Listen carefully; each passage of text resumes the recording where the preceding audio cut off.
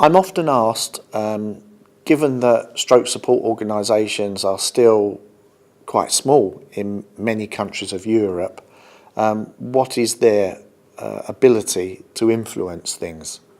I would say that if you're going to eat an elephant, you have to start with small bites. And that's what stroke support organisations that are small can start doing.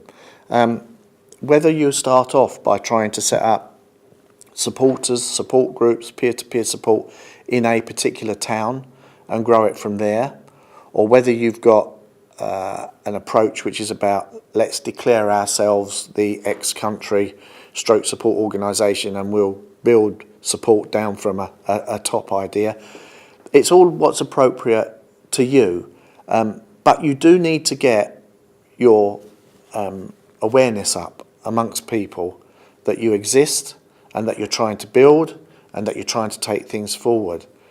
Now, people are not alone if they want to do this.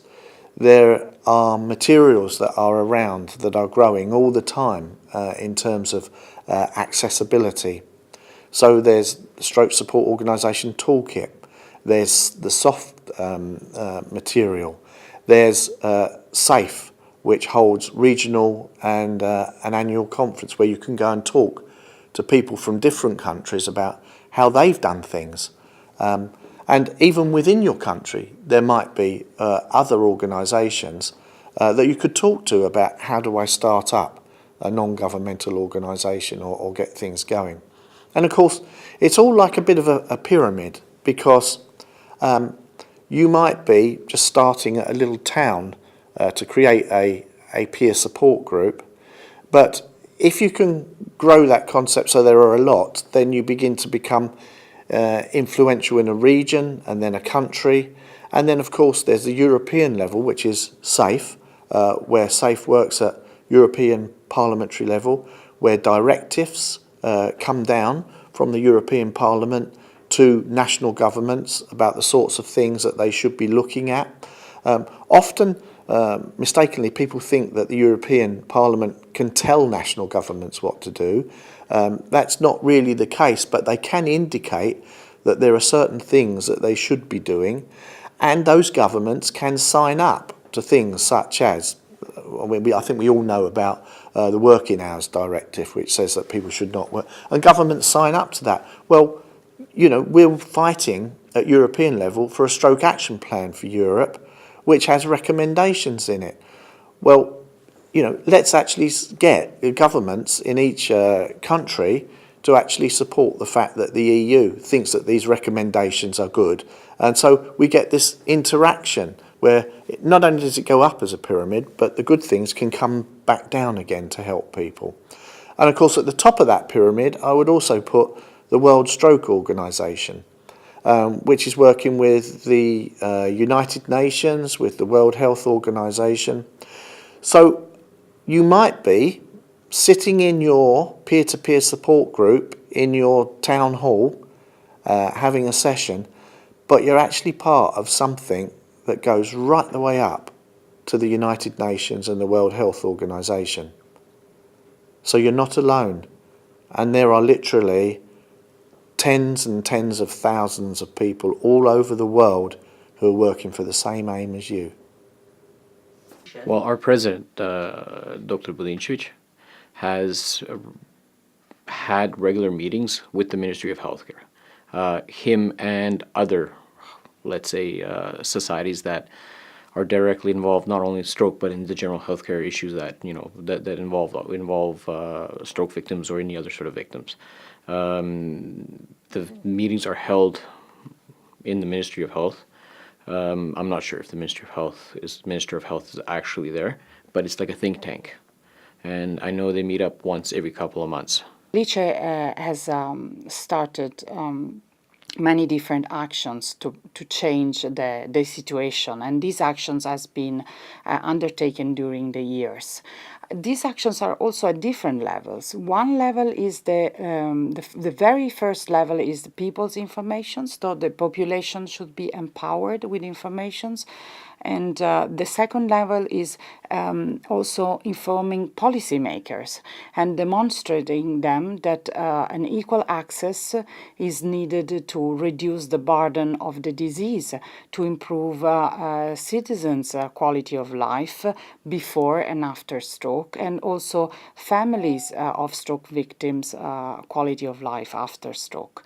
And to do that, we had done different initiatives, screening, population screening, publications, media releases, so different social media, but also we created new places where we were able to interact with policymakers. One of these places is a non-governmental body called Osservatorio Ictus Italia. This was promoted by Alice, by the Italian Stroke Association, by the Italian Stroke Organization, and by the Interparliamentary Group on Social Issues caused by stroke. Now this interparliamentary group has changed name and is the Interparliamentary Group on Cardio-Cerebrovascular Issues. But this Osservatorio Ictus Italia is the place where different players have the opportunity to discuss and to promote actions to empower and stroke care in the country and to plan new strategies, and it's really a dynamic environment, I would say. Consider that the network of Alice has grown during the years, and it's the level of settlement in the country of the 90 associations of Alice. So we have people all over the country doing different things with different backgrounds and with their network. And the generosity of the sharing their network and their portfolio of contacts was really important. So we would have someone saying that they are in touch with that politicians or that governor in that region. And it was the way we started. So we get involved with them. And we organized also 2 events in the parliament. The first event was a screening of cardio-cerebrovascular risk factors for senators, and the year after we organized another screening of cardio-cerebrovascular risk factors for deputies. And as you can imagine, we had the president of the Senate visiting us and asking and telling us about his health, and we discussed his diet, and I was there, and we measured his blood pressure, and while we were doing that, we were informing him. And this was probably one of the most amazing experiences, to have them joining us in the screening, talking about their health, talking about their dearest health, and at the same time we could see that their awareness about stroke was growing. Okay, so the Italian National Health Service is paid for by the population throughout general taxation. It covers general practice, adult and pediatrics. It covers outpatient and inpatient treatments, including tests, surgery, and medication during hospitalization, and the cost of most, but not all, drugs. It's structured according to a beverage model, so it's very close to the model that you would have in other countries like England or Spain, for example.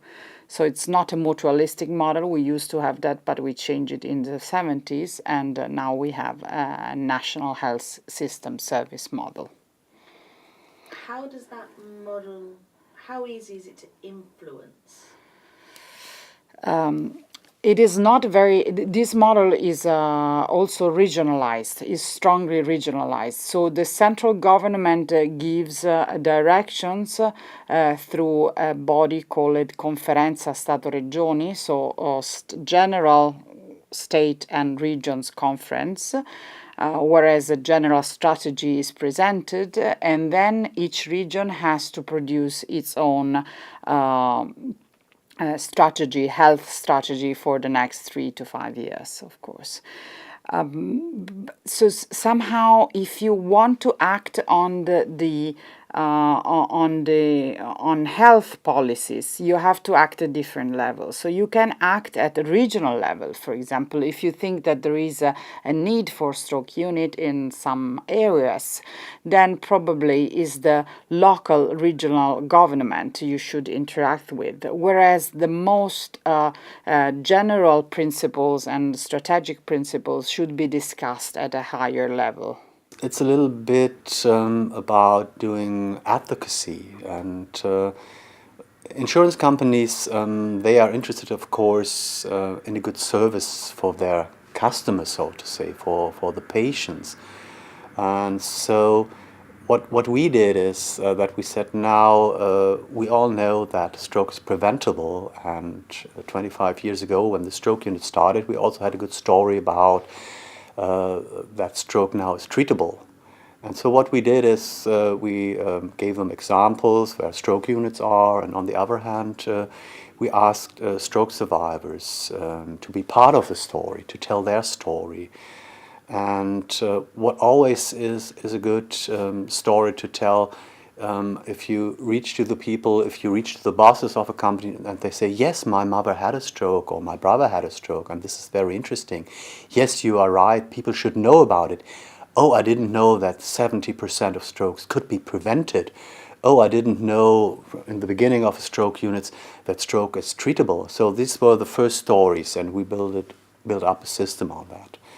And I think it's always good to show people how services are, always show where the challenges are, but also to offer some kind of solution, not only ranting about problems, saying this is the problem, but also say, well, look, if we had more stroke units, we could treat stroke patients better. And this is still the